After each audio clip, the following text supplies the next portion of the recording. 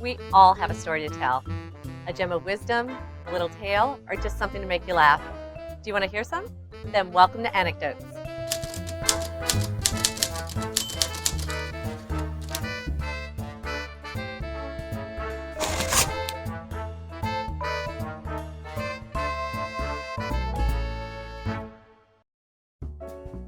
Today on Anecdotes, we're talking to filmmaker Al Champagne, and he's going to be telling us about his upcoming documentary, Almost Ready, the story of punk rock bands of New Orleans. I mean, even though this is a music town with lots of culture, but it's all blues stuff, you know. Definitely in places like New York and LA and San Francisco, it's going to be accepted a lot easier than in the South, in the SEC.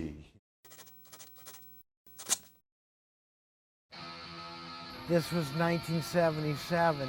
A lot of the guys just wanted to play like Leonard Skinner and Rush. At first I wasn't sure. This was way different kind of music than I was used to playing. Kind of blew my mind at first. I was just hooked. You know, the Normals music, a great cat, you know, great hooks on them, you know, really good riffs. It was just exciting. It was such a short-lived moment in music. It came and went, kind of like ragtime. Rock at that time was like, you know, Pink Floyd and all this other crap where you just sat around, smoked weed, and, you know, it wasn't any fun. Al, thank you so much for being on Anecdotes. And you are in the middle of, or in the process of making a documentary film about the punk rock bands of New Orleans. Tell me a little bit about that. About the project itself or about the bands? Well, tell me about the project itself first. Like, what got you interested in that subject? Well, many years ago I was browsing at a record store and I came across a CD by a band called the Normals, who I'd never heard of at that point, and I just, you know, eventually bought it, and well, the Normals were, I guess, not the first New Orleans punk rock band, but the first one that gained kind of a following and the one that kind of launched that scene. Yeah, from that, and couldn't really find a whole lot of information other than the liner notes from that CD, and I guess I always wanted to know more about that particular scene. This is a coffee shop, so you're bound to have noises like that. But you know, all right. So, and then I also knew about another band that came after that called The Cold, which had the same drummer, Chris Luckett, and well, The Cold was a lot more popular. I mean, they were 80 to 82, so I don't know, I had this idea 10 years ago, but I only started less than 2 years ago. So well, I guess I got motivated to do it, and there we go. Well, you know, that is really, like, it interested me because I was of that generation. In 82, I would go see The Cold, but they would play like at CYOs, at different grammar schools and stuff, but then, and at Grace King, and I know they also played in, you know, clubs and bars, but I was too young to go there. But we loved The Cold, and I do remember the Normals too. And they had such a huge impact in New Orleans at that time on the music scene. You know, and was it really kind of just developing for that kind of alternative music scene in the city? Well, you got to go back to, I guess, the mid-'70s when basically rock bands in New Orleans were basically doing hard rock covers. So, out of 1976, a band called the Backstabbers formed out of the ashes of two other bands, Alltrex and Harlot. And well, the Backstabbers did mostly original material, and you know, they were playing like the New York Dolls at a time when, you know, every rock band in the city was just doing, you know, Led Zeppelin covers, Rush covers. So from like 76, 77, the Backstabbers were pretty much the only game in town. It wasn't until the beginning of 1978 when the Stabbers started to implode that the Normals came onto the scene. And the Normals were another band, all original material of great musicians. In fact, their guitar player, Charlie Hanson, was a Backstabber at one point, drummed for the Backstabbers, multi-instrumentalist. So out of the Normals kind of launched that scene, bands started forming around them, the Skinnies, the Wayward Youth, Room Service. And you know, it was, I mean, because while the Backstabbers were around, it really couldn't gigs here and there, I mean, just dies. But I guess in the 78, the scene kind of fried between two uptown clubs, Jed's on Oak Street and Jimmy's on Willow Street. So basically you had your uptown scene, and that's where the punk scene was. And also in Fat City, which at the time was the suburban French Quarter. Today it's just like apartment complexes and maybe a few restaurants or whatever. Yeah, so it was a band called the Dukes. Now, the Dukes were, I guess they weren't a punk rock band. I guess they sounded more like the Rolling Stones or the Faces. I guess the same way Tom Petty and the Heartbreakers came out about that time as punk, but they weren't a punk band, but they were, at the same time, not Led Zeppelin or Rush. The Dukes kind of held their ground in fat city clubs like Sir John's, the Showboat, Spaghetti Eddie's, and other clubs with hilarious names. And they were called the Dukes because it was founded by cousins Michael and Frank Asinto, and the Asinto family was the Dukes of Dixieland. And Yeah. I mean the original Dukes of Dixieland, not the current Dukes have nothing to do with the Asinto family. And as for using the name, that's a whole other story into itself. But basically, there's a fabled rivalry between the Normals and the Dukes, but I mean it's more not really a rivalry, but it's something that's kind of a legend that kind of came out of it. So you had these two bands. You know, they had these two bands that had these scenes kind of forming around them, and they would meet a few times along the way, especially in September 1979 when both bands opened for the Talking Heads at the Warehouse, and the Normals got banned from playing the venue ever again. I go to the shopping center. I go to the Pizza Hut.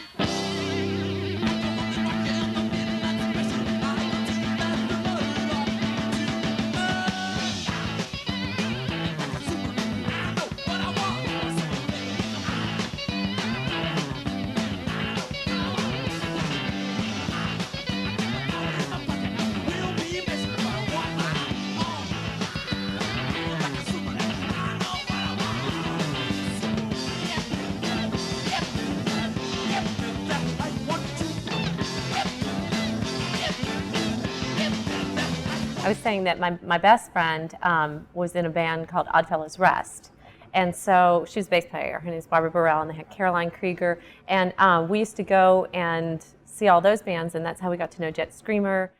That music scene also developed from that earlier music scene of new wave and punk rock music. So kind of like I guess where we kind of, our stopping point would be kind of the mid-'80s. As kind of a new scene comes, like Dash Rip Rock, of course. Yeah, and yeah. I interviewed Bill Davis, of course, because, you know, you got to figure, like, when you want to have, like, kind of bands that are still going strong here in New Orleans, you kind of want to get people who were, came out of that scene and carried on, but, those who are kind of still going strong today. So I got Bill from Dash Rip Rock on camera and Mike Nine of I Hate God. Oh, wow. It's one of the strangest things, at first I'm trying to see if anybody's interested in contacting people to see if people want to be in this.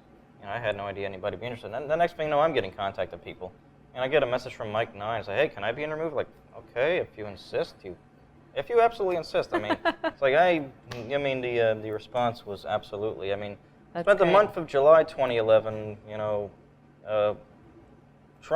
hectically trying to find as many people to interview, and the entire month of August 2011 trying to set up a crew because I had no money, no equipment, no nothing. I kind of just jumped at this, and now let's see where I land. Well, where did you get, you have a lot of, I watched the trailer, it's on YouTube, it's great, and I suggest that everybody should watch it. It's called Almost Ready, Almost Ready. Story of Punk Rock in New Orleans. Almost Ready was, of course, the first single released by the only single released by the Normals in 1978, and I'm just not good for titles. I mean, I was thinking Aardvark, so that way it would be the first movie listed in the Leonard Moulton movie guide, but it just didn't fit in. I just couldn't find any way to do it. I think Aaron Loves Angela held that title for too long. But, if this movie's a success, I will make a movie called Aardvark, and Aaron Loves Angela are going to be bumped to second. How did you get the footage, though? Because you have some great footage of the cold and all of that. Where'd you get that from? Well, very little footage is there. There was it was kind of strange when I contacted, Dave Bruton of the Normals, because I remember seeing years ago he had a personal website. Now, the album they recorded in Memphis in 1979 finally got released right at the time I contacted him, right at the time I got this thing off the ground. An LP was released from Last Laugh Records, New York City, and eventually they had a CD and also a DVD of a live show from the New Place. So that footage is from the New Place, one of their last, probably, if not their very last show, before they became before they were just a reunion band. Oh, wow. Then probably one of their last shows, April 1980. And it depends because, not everybody had Right. big cameras back then. That was really just becoming popular, having personal home video cameras, Oh, in yes. the early 80s. So Oh, yeah, I mean, because you got to figure Katrina came, a lot of people had stuff and then lost it. True. That's So- true. Yeah. But some you have surprised how much footage has come out so far of places like the Showboat, Yeah. Contemporary Art Center, Jed's. All of But these it's places. funny too. I mean, obviously, like I said, when I heard that we were going to be interviewing you, I was so excited because this is such an important time in my life, and those bands were so, it's part of my growing up, my high school years, and I bet you have a lot of people out there who feel the same way, and especially the people who were in the bands are probably very sentimental, and they want to talk about it and celebrate it because it was an important time. Oh, definitely. It's kind of strange how, people in my general age group, when I first started this, and just telling what I was doing, they had no idea any of this Right. even existed.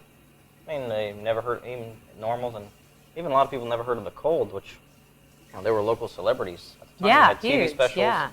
Had TV specials, and their records made the top 20 in the local market. Yeah. In fact, Vance DeGeneres is the brother of Ellen DeGeneres, and at the time, She started her career. he was at that very beginning time, he was just as famous as she was here. Oh, yeah, she was, Vance was very, very. Oh, yeah, she was actually, I think she started her stand-up career because sometimes he would get her to open up The Yeah. Cold with stand-up comedy sometimes. Yeah. Everybody expected a certain kind of music to come out of New Orleans. And so when this kind of rock, pop, alternative, new wave thing bands were playing, they didn't know what to make. New Orleans bands are pigeonholed. People from away from here do not expect to see somebody coming and doing the New York Dolls type stuff. And hear how catchy it is and how good and how talented these people are, it breaks your heart. Kind of freaked out by the whole scene, because it was pretty wild back then, I discovered that with my antics, people wouldn't mess with me. I never had to fight. Nobody wanted to.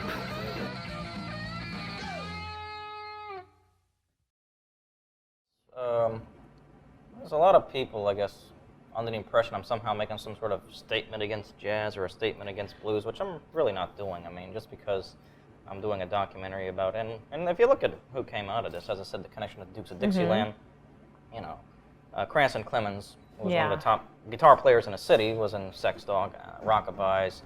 Clark Vreeland, who was, he's been based in Atlanta for last year, but he was involved in Subdudes and all of that. So he was in Room Service early on, more of kind of a bluesy garage rock kind of thing. But it's a decent scene, and you figure bands like Better Than Ezra, Cowboy Mouth, where would they have been if not for bands like the Normals and the Dukes who dared to say, you know what, we're going to do original music.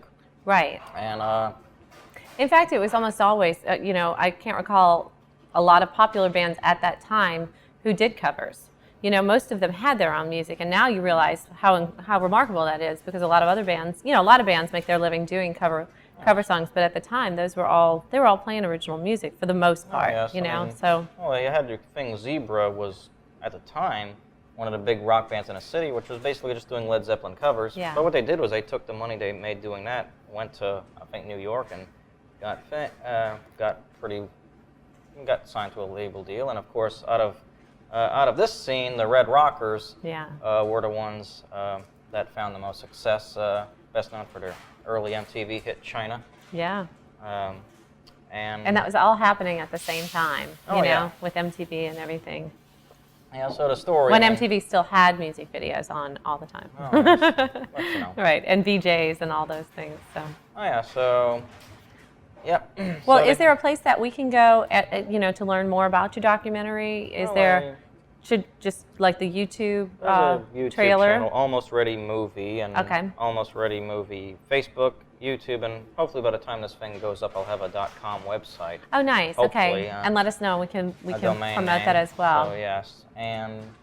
What's it like doing a documentary film? Is that different than doing other films? I've never done another film. I made a movie using a werewolf doll that came on time code NOLA, which is like 1 minute long. Nice. But I'm just the only person in that. It's just a 1 minute movie.